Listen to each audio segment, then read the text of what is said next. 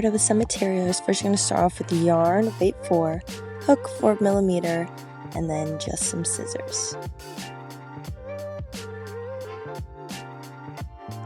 Let's start off with the slip knot. There's many ways to do this, but this is how I like to do it. I wrap it on my finger twice, and the whole concept is basically pulling a loop through a loop in order to get a loop, which sounds crazy, but you can just watch how I do it. I wrap it around twice and then pull the one side through the other. And this is how you're going to start every crochet project. Most rectangular ones all start like this, and it's just the foundation in order to start chaining next.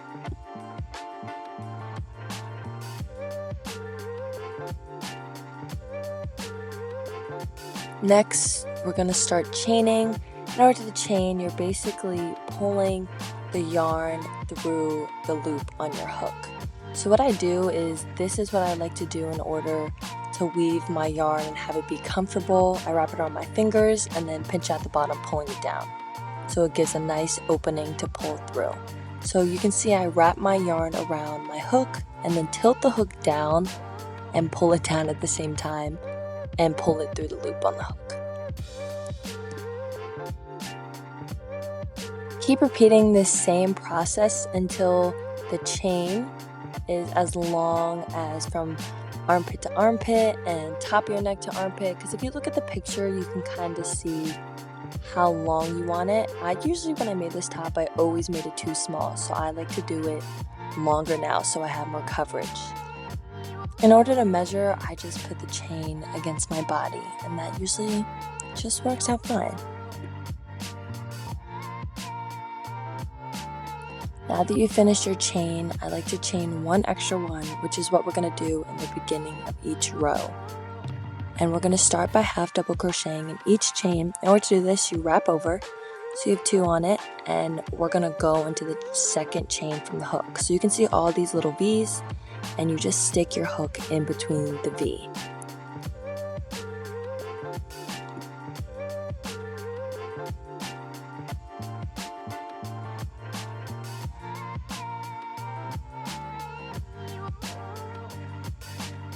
So you yarn over 1, stick your hook in between the V, yarn over again. Oh, I kind of did that too fast, so I'll do it real quick again. So you insert it, and then you have 3, yarn over, only pull through the first one, which was the chain, and then we have 3 loops, so you're going to yarn over again and pull through all 3 loops. This can be difficult, but as you can kind of see with my middle finger and thumb, I'm pulling it down. So we're going to keep going all the way through, and you can kind of see you want to go into the chain that doesn't already have a half double crochet in it. So not the one closest that already has a kind of loose gap, you want to go in the one next to that one. And you're just going to go down the rest of the row in between each V chain, doing the yarn over and then having 3 loops and pulling all the way through.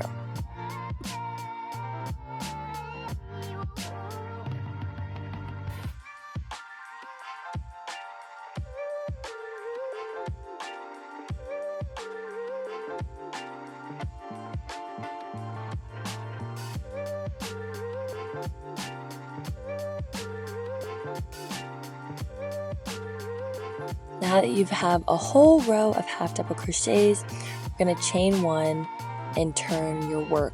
So instead of going down the same direction we were going before, now you kind of turn it so that all your work is facing your left side. So you can see I'm chaining 1 here, and then just turning it the other way. So now we still have those V's that we saw in the chains, but instead of going in the middle, we're going to go underneath both. So yarn over and go underneath the whole stitch, and then you have 3, and then pull through all 3. Yarn over, pull through only the stitch, then you have 3 loops, and then pull through all 3. And then repeat that in every single stitch all the way down.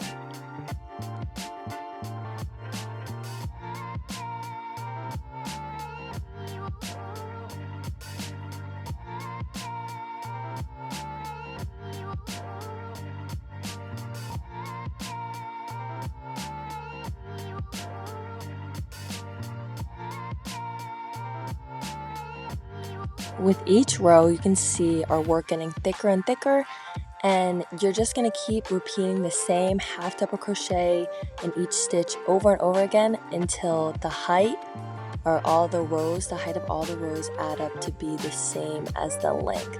So it's going to make us a nice diamond, square, all of it's equal in the end. And what I like to do to check is I fold it from corner to corner, because I don't know if you guys know geometry, but that is what makes a square, and that's a good way to check if it's even.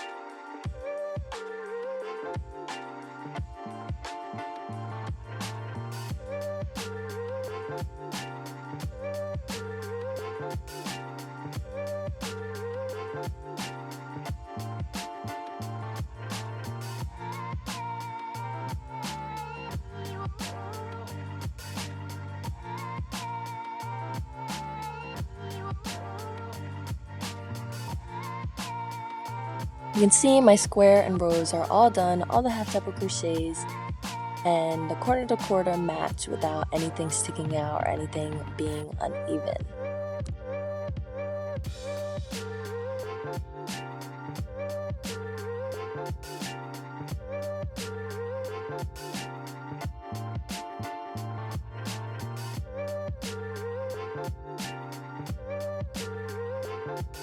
We have to learn how to tie this off. So you keep that one loop on that you have left, cut it, and you're just going to pull the cut yarn through the loop. And as you tighten it, it's just going to tie a knot.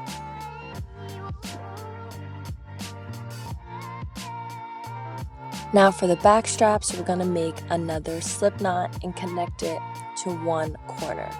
So we start with the slip knot like we learned how to do before.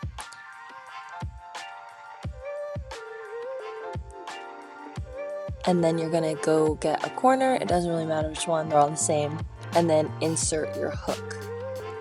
Once you insert your hook, you're just going to pull the slip knot through.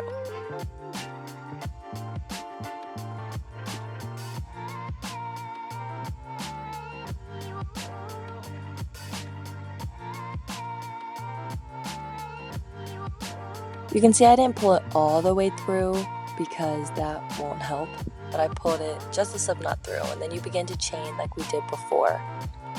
And I like to chain 100, but you can chain 100, 150 because this is going to be the strap that we tie in our back. We're making two different straps that are going to tie across our back side.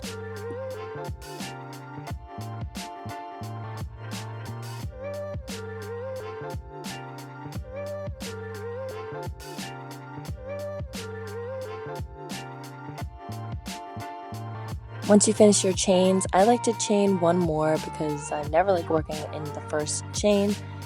But next you're going to insert your hook like we did before within the V, and then yarn over. Instead of just pulling through the chain, you're going to pull through both. So you insert your hook, yarn over, and pull through two. You're going to go all the way down until the end, and this is going to make a nice stretchy strap.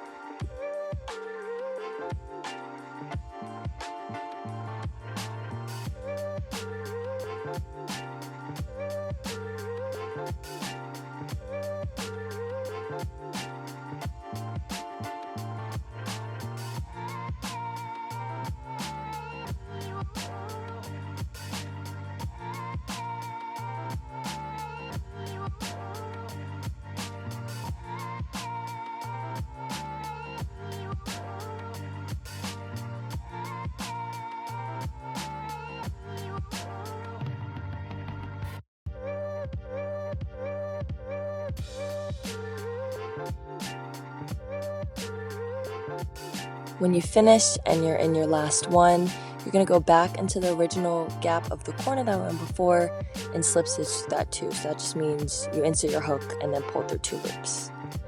And then cut and tie off like we learned before. And you're going to have to weave in those ends, kind of just hide them so you can't see them on the outside so it doesn't look messy. Then you're just going to want to repeat it to the opposite corner. Not the top or bottom, but the left or the right one.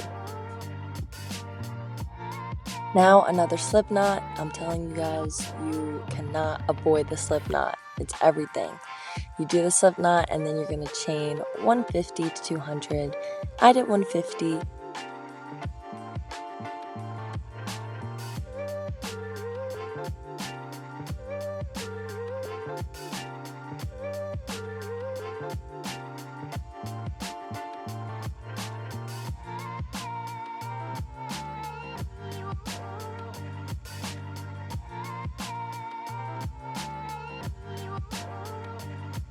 Like we did before, for the back straps, we're going to slip stitch all down again, making a nice, thick, stretchy strap.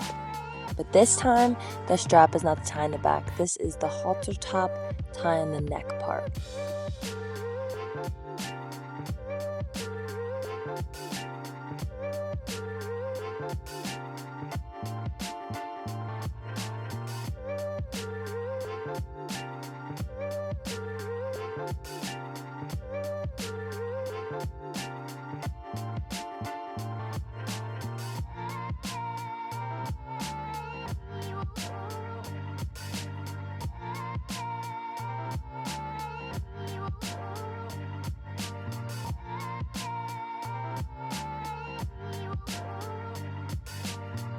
At the end, I like to cut off and tie the two strings together and then cut those. You can weave it in, but I'm kind of lazy. But maybe we shouldn't start bad habits if you're a beginner.